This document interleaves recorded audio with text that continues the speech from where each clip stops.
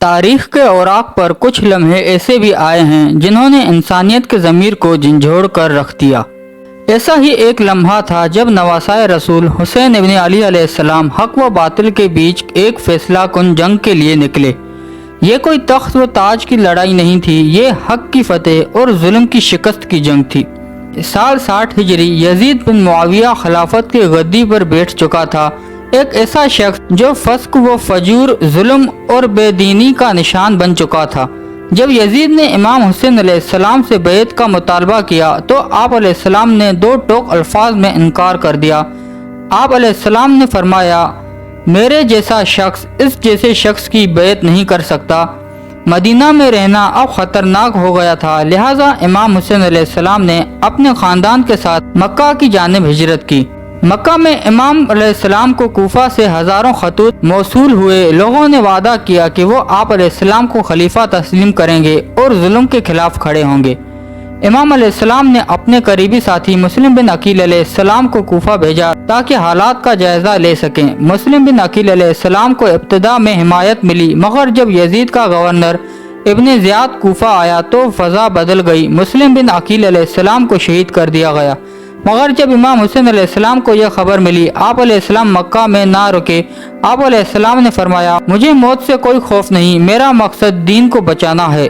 راستے میں یزیدی لشکر کا ایک افسر حر بن یزید ریاحی امام علیہ السلام کے قافلے کا راستہ روک لیتا ہے۔ امام علیہ السلام نے فرمایا، میں نہ جنگ کے لیے نکلا ہوں نہ فساد کے لیے، میں صرف امت نانا کی اصلاح کے لیے نکلا ہوں۔ حر نے قافلے کو روک تو لیا مگر امام علیہ السلام کو عزت دی۔ کچھ دنوں بعد وہی حر حق کو پہچان کر یزیدی لشکر چھوڑ کر امام حسین علیہ السلام کے ساتھ شامل ہو گیا۔ 2 محرم امام حسین علیہ السلام کا قافلہ کربلا کے میدان میں پہنچا۔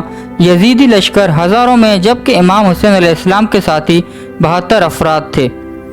دریائے فرات پر یزیدی لشکر کا قبضہ تھا۔ 3 محرم سے پانی بند کر دیا گیا۔ 6 ماہ کے علی اصغر علیہ السلام سے لے کر ضعیف اصحاب تک سب پیاس کی شدت سے بے حال تھے۔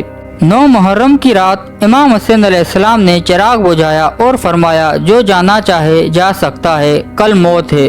مگر کوئی نہ گیا۔ حضرت عباس علیہ السلام، علی اکبر علیہ السلام، قاسم علیہ السلام اور بیوی زینب و سکینہ علیہ السلام سب نے موت کو گلے لگانے کا عزم کر لیا تھا۔ یہ رات صرف دعا، مناجات اور الوداع کی رات تھی۔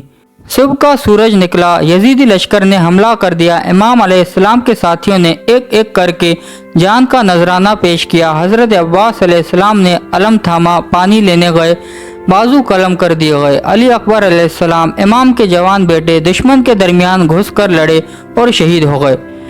قاسم علیہ السلام نے کہا، چچا کیا میں بھی شہید ہو سکتا ہوں؟ آخر کار امام حسین علیہ السلام نے اپنے شیر خوار بیٹے علی اصغر کو پانی مانگنے کے لیے لے گئے۔ جواب میں ایک تیر آیا اور گلے کو چیرتا ہوا نکل گیا۔ آخر میں امام حسین علیہ السلام تنہا رہ گئے، سجادہ بچھایا، آخری سجدہ کیا، سر قلم کر دیا گیا اور نیزے پر بلند ہوا۔ یزید نے سمجھا وہ جیت گیا، مگر اصل فتح امام حسین علیہ السلام کی تھی۔ یزید کے دربار میں حضرت زینب علیہ السلام نے فرمایا، اے یزید، تو جو کچھ چاہے کر لے، ہم نے دین محمدی صلی اللہ علیہ وسلم کو بچا لیا۔ کربلا صرف ایک ثانیہ نہیں، یہ ایک تحریک ہے، ایک فلسفہ ہے، یہ سخاتی ہے کہ سر کٹ سکتا ہے مگر حق پر سمجھوتا نہیں ہو سکتا۔ آج اگر دنیا میں ظلم ہے تو ہمیں امام حسین علیہ السلام کے راستے پر چلنا ہوگا۔ آج کے یزید کے سامنے ڈٹ کر کھڑا ہونا ہوگا۔